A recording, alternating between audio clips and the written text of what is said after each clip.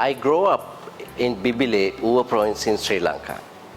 I was a very mischievous child and I loved sweets. Festivals were my favorite time of the year. I loved the sights, sounds, smell and aroma of the incense sticks that filled my house during the festivals. During this time, I watch and learn from my amma and sister how to make sweets, such as Aluwa and cookies. These moments will always stay with me. My childhood memories is what made me who I am today. With 24 years of experience, today I am executive pastry chef for Muff Accor Properties in Dubai. My culinary journey is a tribute to my roots. Every dessert I create carries the essence of my childhood flavors.